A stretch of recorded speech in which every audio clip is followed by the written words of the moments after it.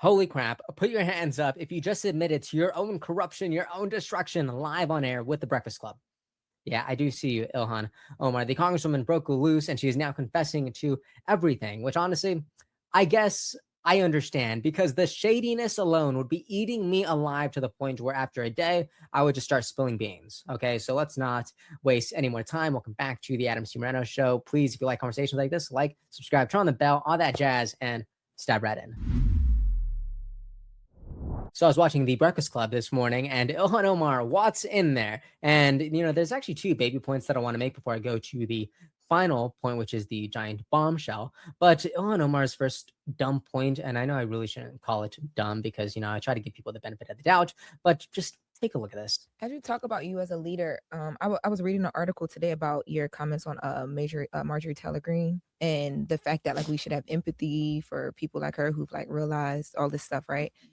As a leader, like I understand the overall point of that, like it's two sides, and at one point we all got to combine. But like when she's a person that has like said horrible things about you, right? Has accused you of like everything that Trump and his administration lean on. Yeah.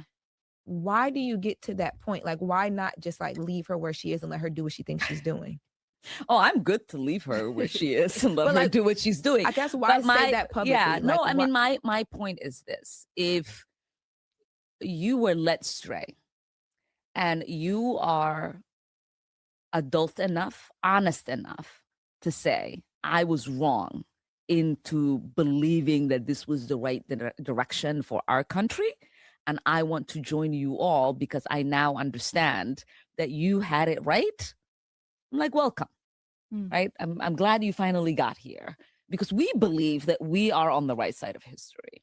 And so if, this person that was leading this mega movement that has been about division, that has been about conspiracy theories, that has been about, figuring out who is American and who, is not, depending on what their political opinions were, is now saying, no, actually, the person who made us believe and called us to this movement is the person who is un-American, who is the person who doesn't want the best interest for all Americans in this country. And I want to join those that I now understand want the best for all of us. Now, am I gonna be kikiing with her? No. Okay, I mean, so do you hear that? She's basically saying, I will work with you, but if and only if you agree with me.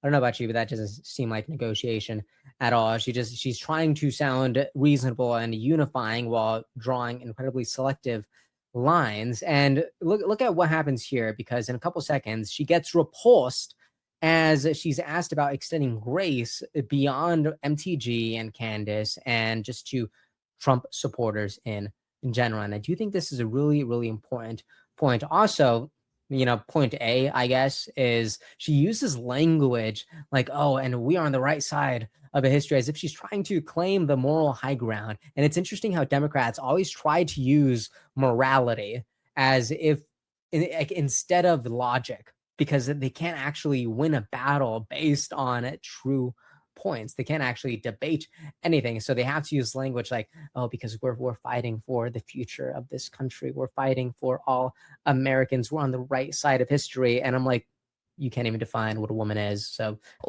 when you're calling for Democrats to show grace to former Trump supporters, what does grace I am not.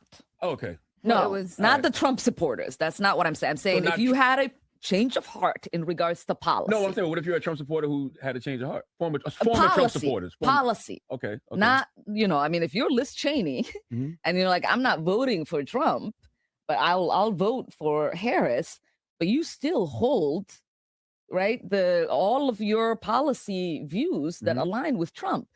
That mean nothing to me. I don't. So what about former? So this is such an important point, okay, which is they're talking about grace, extending grace, but it's like, no, she actually doesn't want a grace. So she wants to create a filter. She doesn't want people who have a different opinion or a different perspective. No, she actually just wants the votes. She wants more control. And this is so much of the narrative that I believe the Democratic Party does represent today. It's almost like a fake participation. Like we will pretend to acknowledge each other if you actually vote in the direction that I'm leaning. And I just think it's so chaotic and theatrical. But the next thing I wanted to show you, this is the real bombshell where Charlemagne actually confronts Ilhan Omar to her face about her illegal activities. And you know what? We're actually going to see Ilhan Omar crush or crumble, whichever you prefer, in real time. Investigation. Yeah. There's just been a focus on the rapid increase in Well, your household wealth tied to your husband's company. Well, they have to make Yeah. a choice to investigate, right? Like, do they choose They to do not. investigate or not? I mean, if you've done something illegal, you would investigate. But they're not investigating you. I have not been made aware of an investigation into me or my family. But when And you then look at the Yeah, that's not a no. She is 100% being investigated, just to be clear. increase in your household wealth tied to your husband's companies, you understand why that raises questions for people watching from that. Yeah, but that's again one of the it's their saying, right? Like there is no wealth increase. If you look at my husband's income, it's almost non-existent. He's helped make sure our children are going to college and our young one is taken care of. There is no wealth. There are ranges to businesses that he was invested in. I'm pretty sure I don't even know what.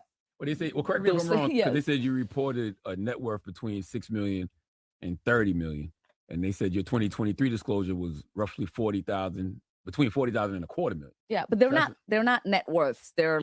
Did you see that? All right.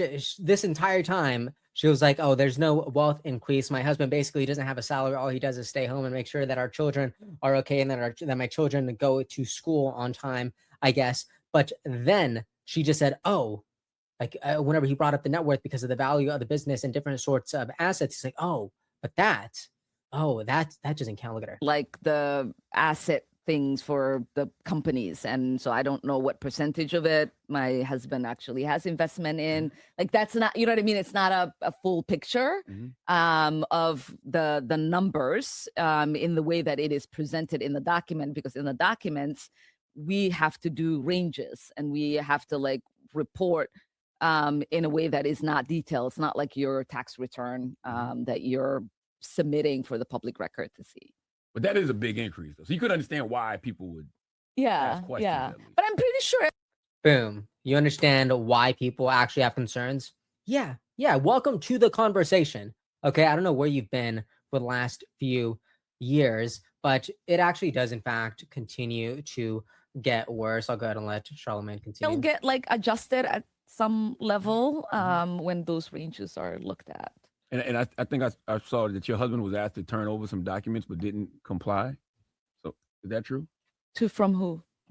I don't know. I guess the Department of Justice. I don't know. The House Oversight Committee and the House Oversight Government Committee, Reform Committee.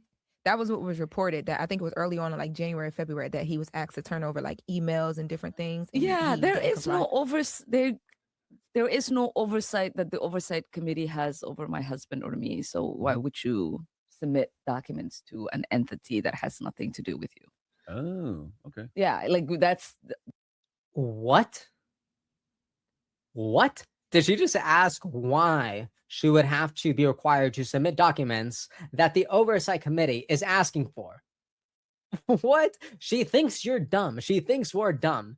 And honestly, that should kind of tick you off. Okay. I don't like it. But Ilhan Omar out here confessing that there are millions of dollars worth of assets, all right, in either her or her husband's name. And whenever she tries to play this off as if she doesn't know anything, as if, oh, well, those are my husband's assets. Those are all, liquid. Those are business things. And, we got to do estimates because of how we, do our taxes, and we don't do regular tax forms like the public. She tries to play this off as if she's like Nancy Pelosi saying, oh, I don't do insider trading. Insider trading is so illegal. Yet her husband could completely be involved and see 1,000% returns. It doesn't make any sense. So, I do feel like this video is evidence that Ilhan Omar is guilty. But yeah, I do think this is a short video, but I do think it was a good video. All right. Because I don't know about you, but I am just so sick of members of Congress being so comfortable lying to our faces And I think the more we talk about it, the less it will happen, or at least in my little rendition of this world. But let me know if you think Ilhan Omar's world is crashing, and if you think that this was her basically confessing that she and her husband, in fact, do have millions of dollars of assets. Also, so shady that she tried to say, "Oh, my husband's wealth, it's basically zero, and then a sentence later was basically confirming that it does. The business has assets that do range when in 30 or 40 plus millions of dollars. That's just ridiculous. Anyways, let me know what you think about all this in the comment section. If you made it this far, please like, subscribe, turn on the bell, and I'll see you guys next time.